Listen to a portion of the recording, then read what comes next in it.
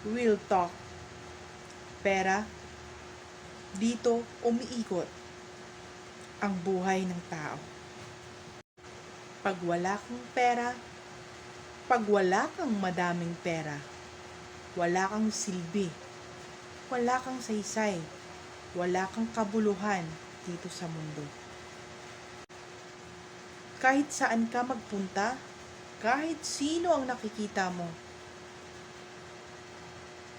pera ang gumagalaw dito. Pera ay ang tanging bagay na ginawa ng tao na hinahanap ng kahit na sino. Hindi mo mabibili ang lahat ng gusto mo pag wala kang pera. Ang pera lang naman ang may kakayahang makasira ng pagkakaibigan at pamilya. Magkakaroon ka ng maraming kaibigan pag marami kang pera.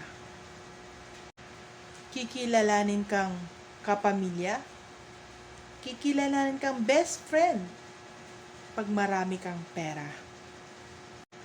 Pag asinsado ka, pag super duper mayaman ka. Pero pag ikaw ay nawalan, wala kang saysay sa paningin nila.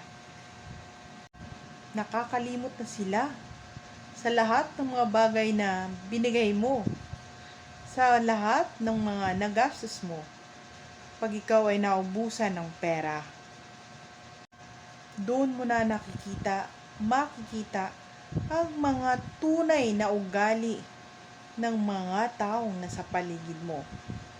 Hindi ko nila lahat ha, kasi alam ko naman hindi lahat ng tao ganon. May mga taong totoong may malasakit, totoong nagmamahal sa'yo. Kaya kung natagpuan mo yung mga taong yun na hindi ka iniwan, meron ka man o walang pera, wag mo na pakawalan at wag mong sayangin yung nabuo nyong friendship, yung nabuo nyong family bond, kumbaga. Kasi bihirang-bihira ka lang makakatagpo ng taong ganon. Yun lang mga palalabs ko. Love, love, love.